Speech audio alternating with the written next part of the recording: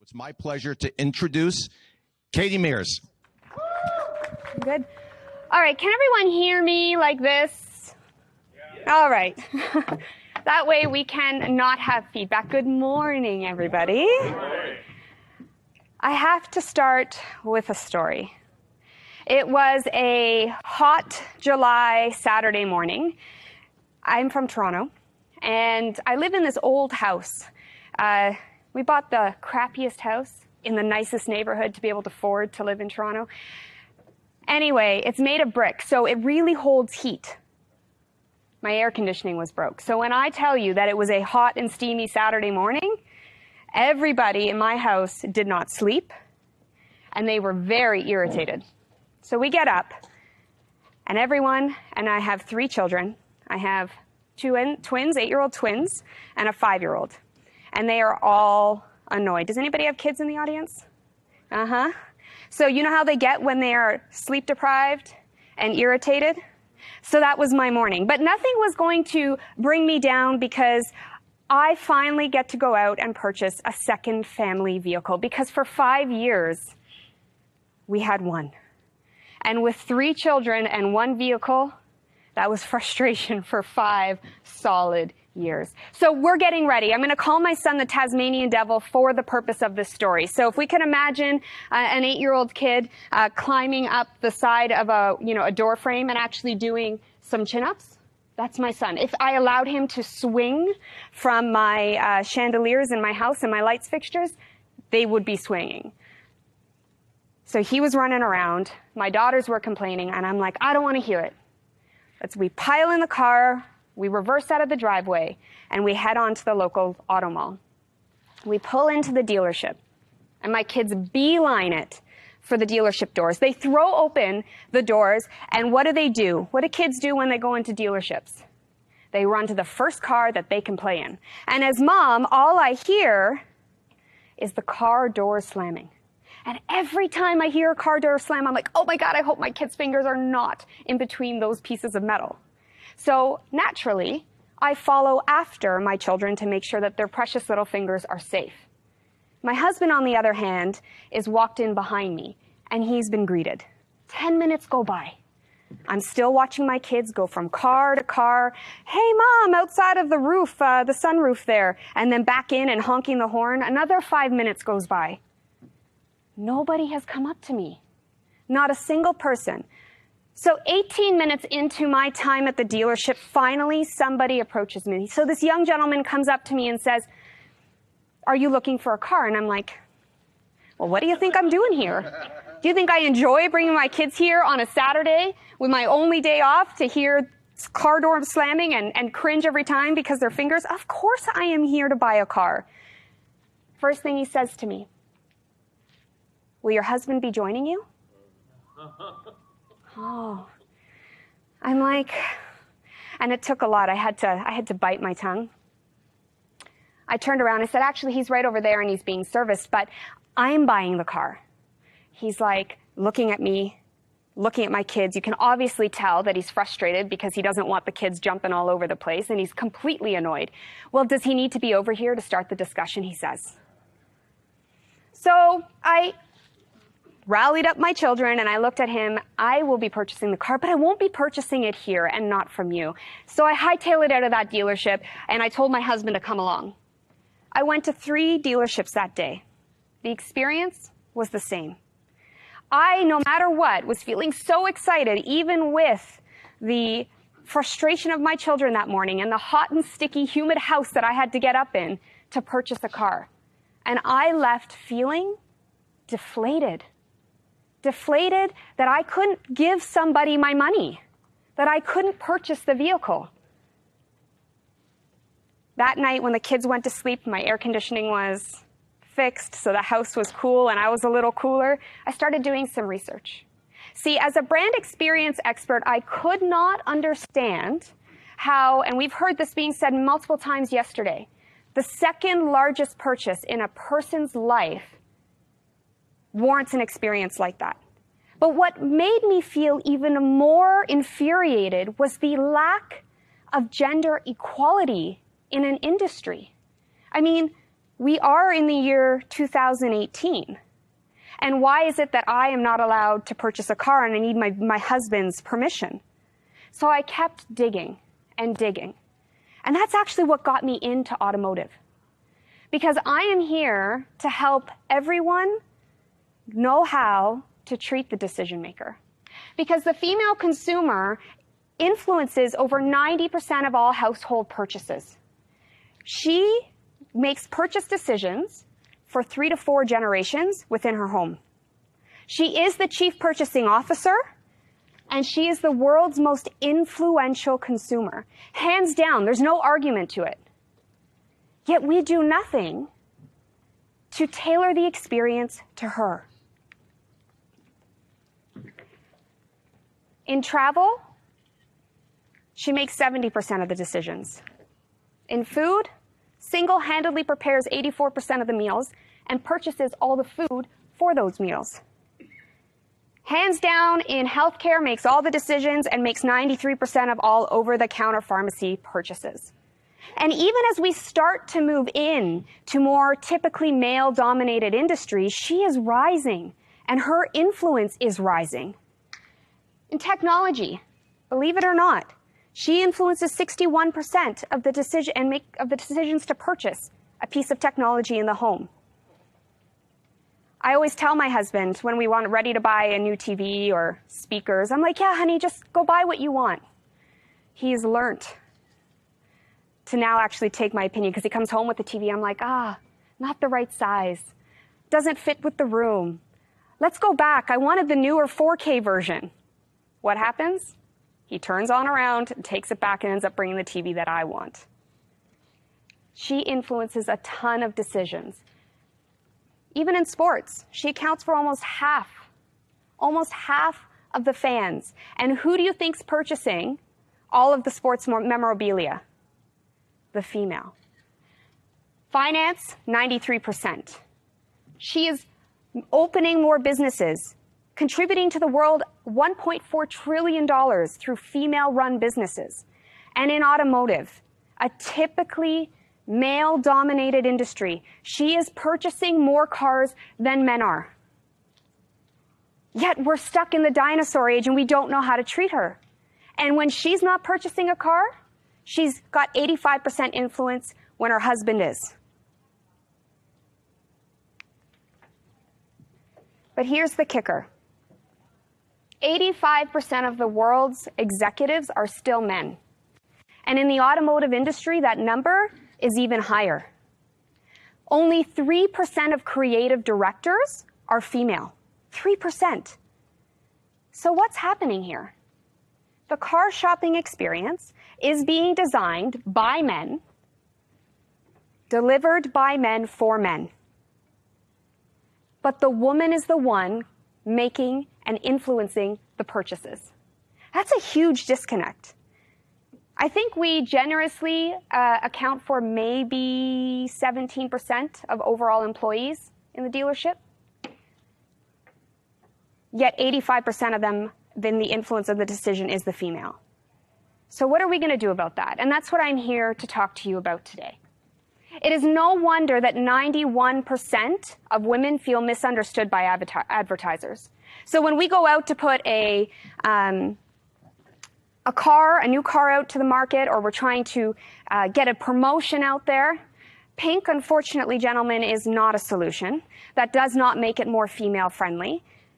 And most of the time, we don't understand how to actually tailor our marketing or experience to her. So how can we expect to fulfill her wants, her needs, and her expectations if we don't understand her? So today we're going to talk about 3 things. We're going to talk about the scientific power of love. Now, I know yesterday, I think it was Matt that said, we don't use the word love in automotive. That's going to change, because today we're going to use it a lot.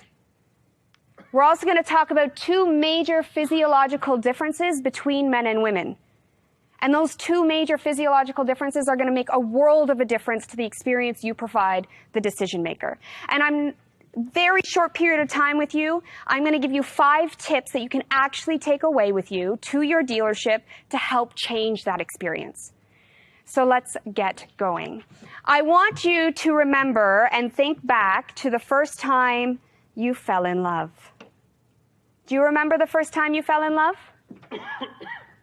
Yes? We all remember our first time, don't we? I mean, falling in love. I remember the first time I fell in love. I was 15 years old. I'm Canadian, I let you know that. And he was a hockey player. His name was Daniel. And oh, was I the talk of the town because I landed like the star hockey player in my high school.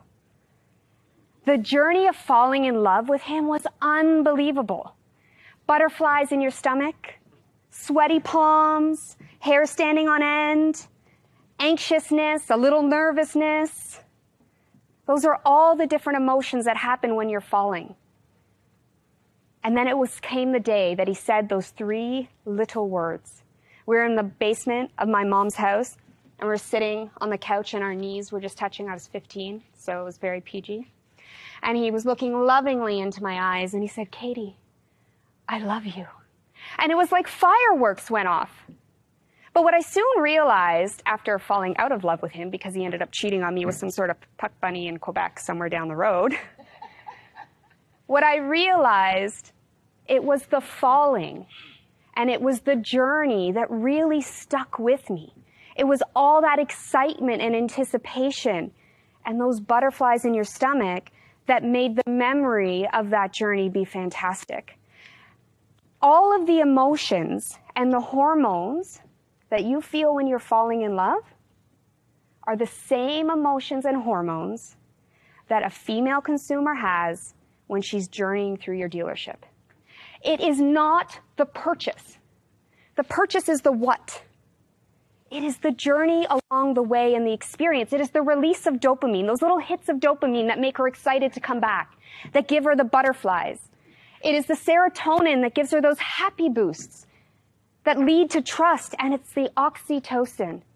That is the #1 hormone. If you can hit on oxytocin with a female consumer, that's the bonding hormone. That's where you start to create a relationship with the female consumer.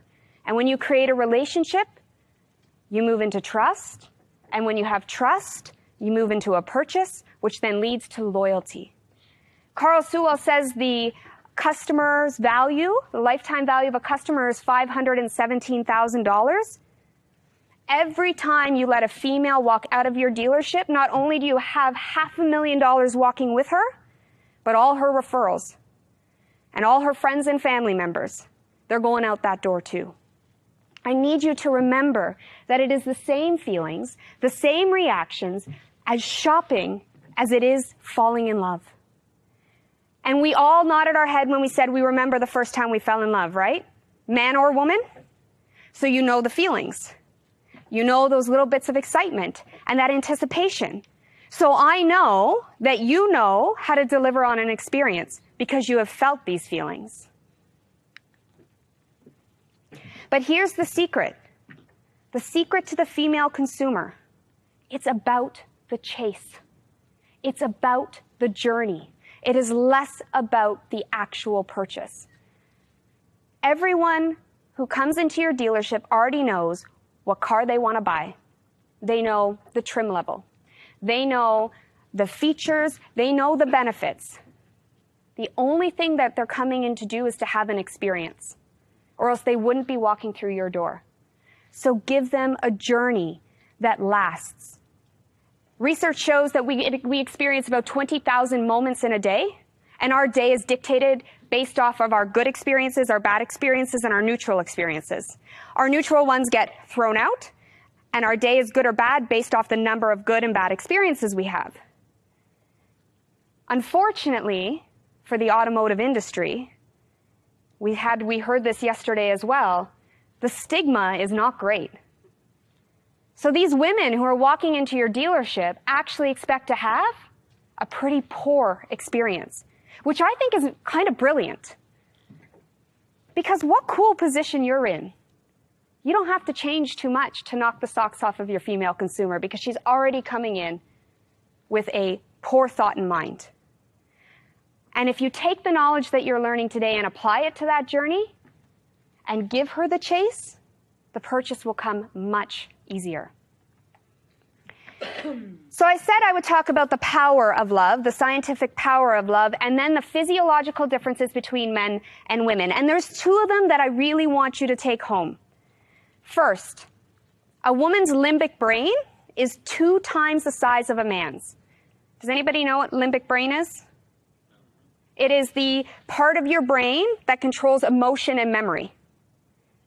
So if you wonder why your wife remembers a fight from 5 years ago in large and specific details, it's because she's built that way. She's built to remember it. If you wonder why a female consumer will walk out because she doesn't like the way she's treated and never return, and then tell all of her friends about it in specific detail, it's because she's built that way.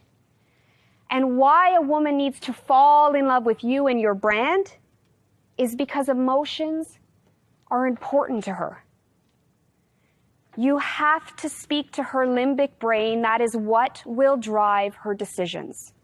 How she feels about you is what will drive her decisions. The second physiological difference between men and women is the way we communicate.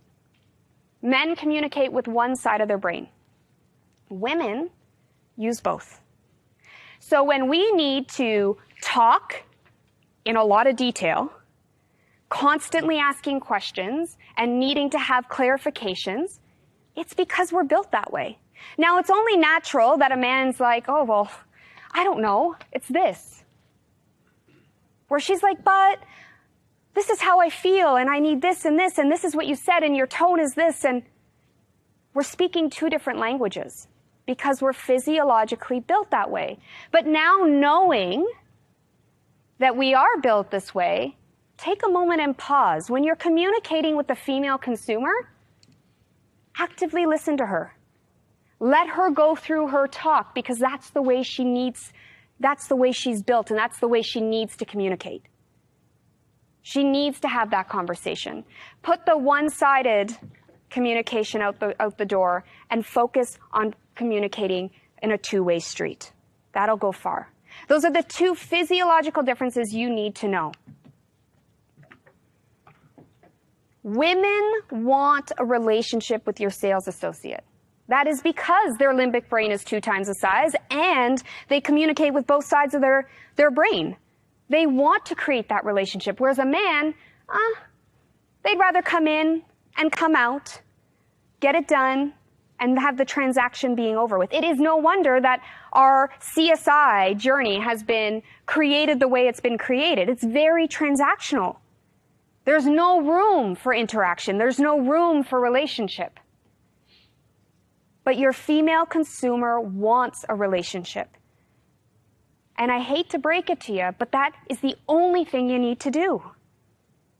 They already know what car. We've talked about this. It's been said yesterday. They're doing all their research online. The only thing you need to do is to create a relationship with them.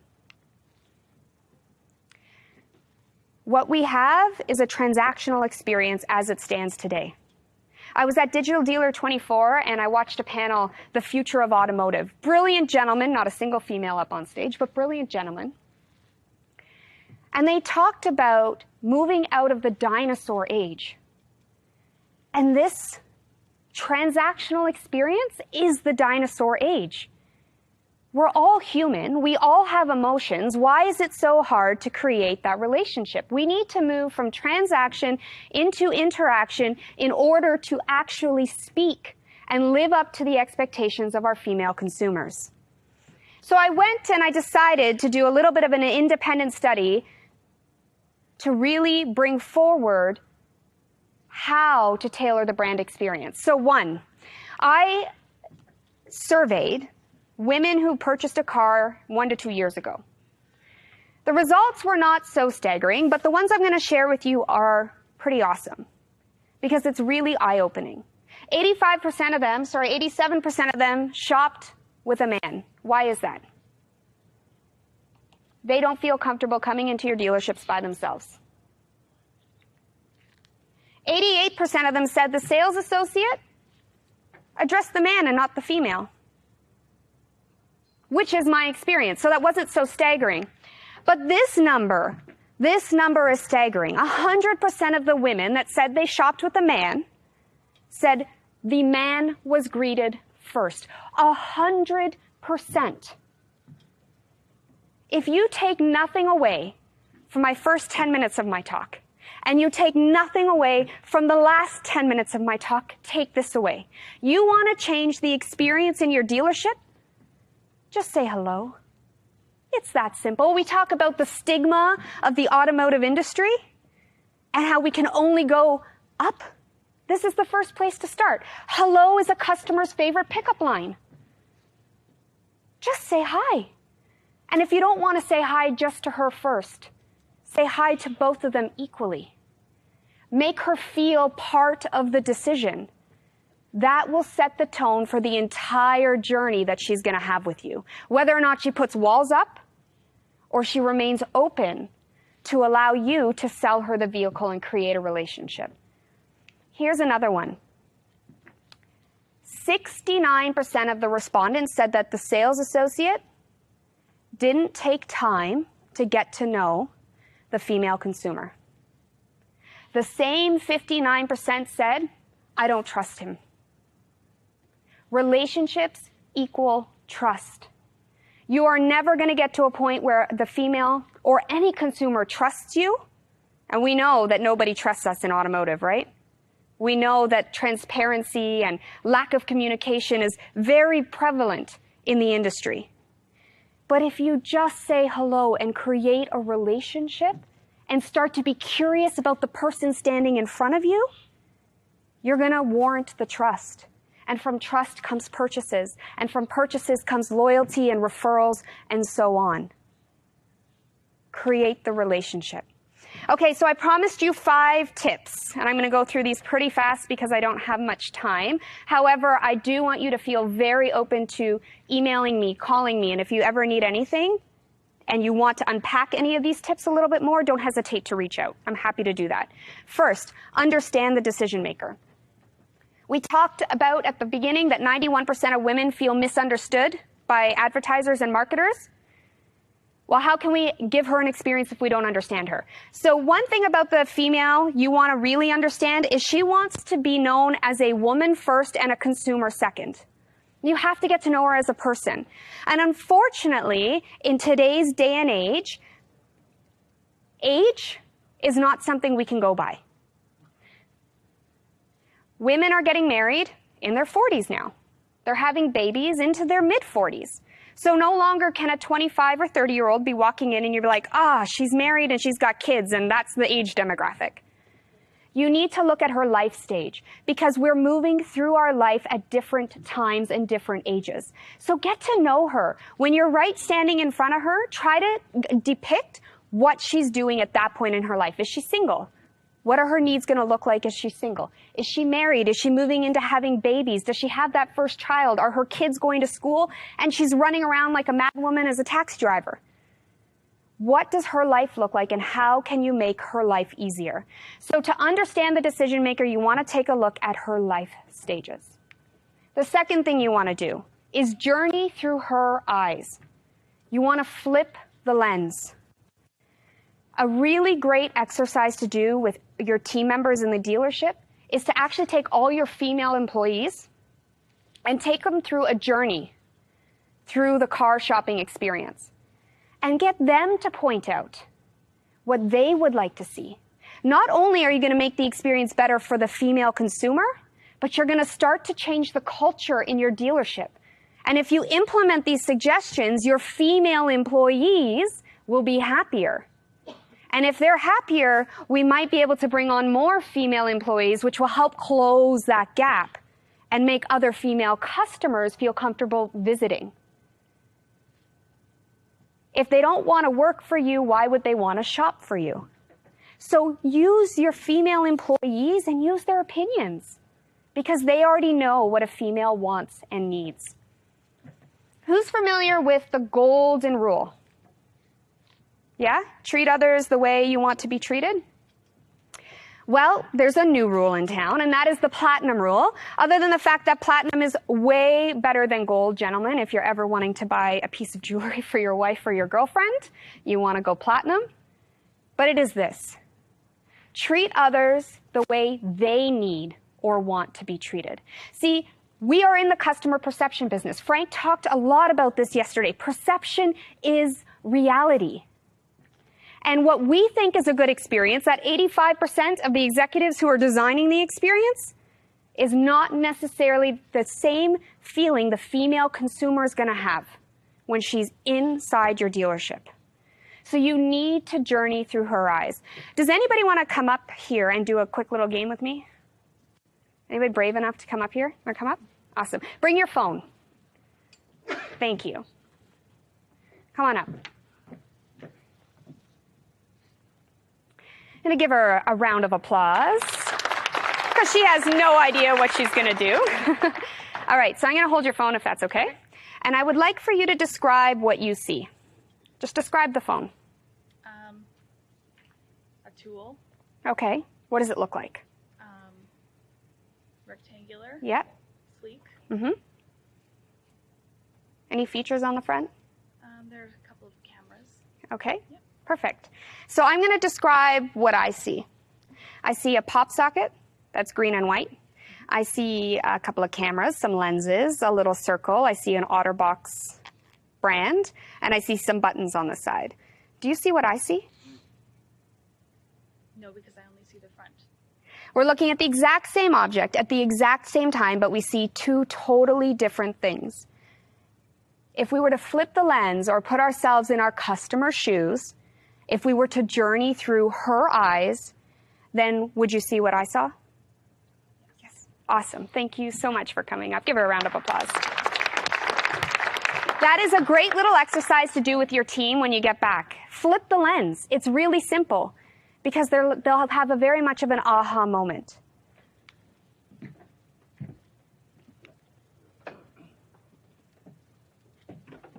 Oh, no.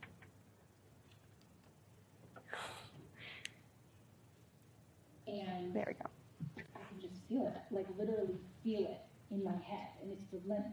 And I don't know if it's going to stop. I mean, that's the thing that scares me the most, that I don't know if it's ever going to stop. Yeah. Well, you do have a nail in your head. It is not about the nail. Are you sure? Because, I mean, I'll bet if we got that out of there. Stop trying to fix it. No, I'm not trying to fix it. I'm just pointing out that maybe the nail is causing. You always do this. You always try to fix things when what I really need is for you to just listen. See, I don't think that is what you need. I think what you need is to get the nail. See, you're not listening now. Okay, fine. I will listen. Fine. It's just, sometimes it's like, there's this achy, I don't know what it is. And I'm not sleeping very well at all. And all my sweaters are snagged. I mean, all of them. That sounds really hard. It is. Thank you.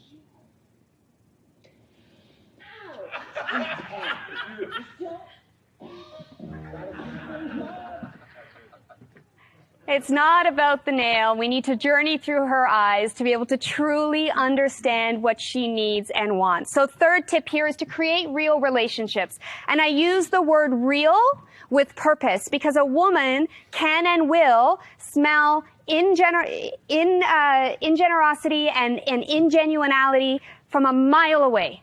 She can tell whether or not you are being genuine. So important. Remember, relationships equal trust. So through my research, I have created a checklist for you gentlemen.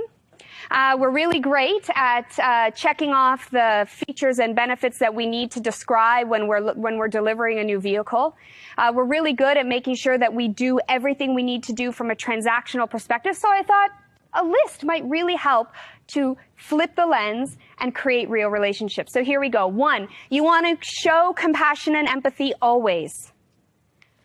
2nd, Reveal vulnerabilities. And I don't mean her vulnerabilities, because she's going to do that all on her own. Remember, we communicate with both sides of our brain, and we love to talk. Reveal your vulnerabilities. If she's talking about Johnny needing to go to soccer and hockey and Ella needing to go to ballet and gymnastics, and you have a similar struggle with your kids, share that. That will make you more human. Show a little bit of vulnerability. The third, engage genuinely. The number one reason she will leave your dealership is because she doesn't like the way she was treated. She doesn't like the way she was treated because she feels like you really don't care. So be genuine. Assure and validate. We've talked about the fact that she already knows what she wants to buy. She already knows the trim level and how much she's willing to pay. But she's got some questions, or else she wouldn't have come in. So assure and validate her on everything she has to say. It'll make her feel more confident and more comfortable being in the dealership with you. Take your time. The number one excuse I get as a customer experience consultant, but when I also talk about the female perspectives, well, I don't have time. Well, try telling your customer that they're not a priority. Because when things are a priority, we make time for them. So please take your time in creating these relationships. And last but not least, evolve the relationship.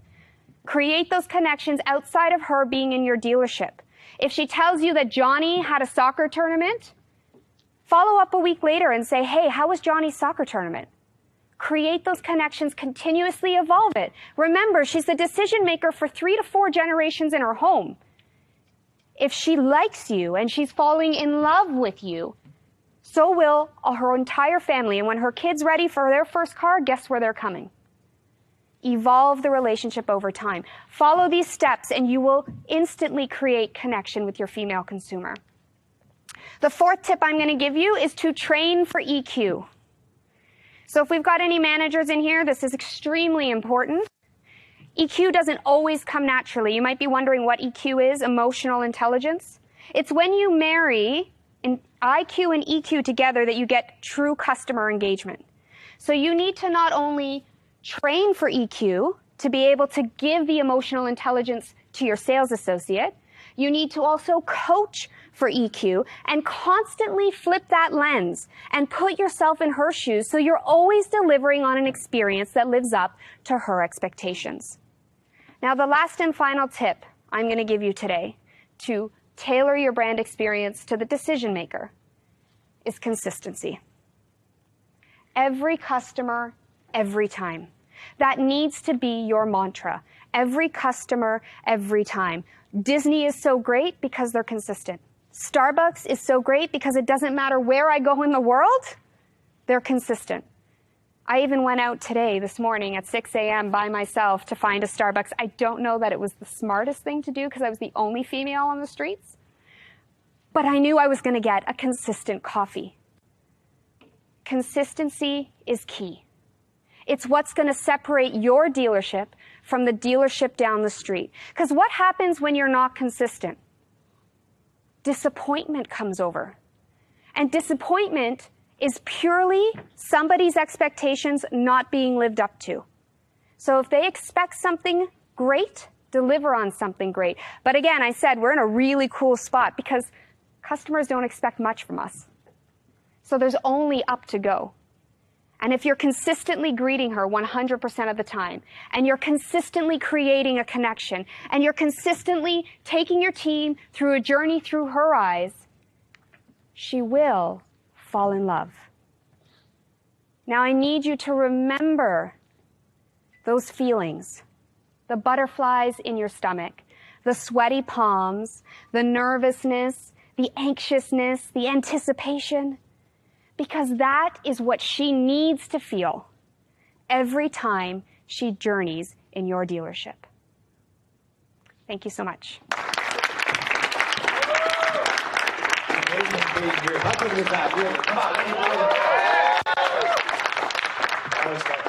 Thank you.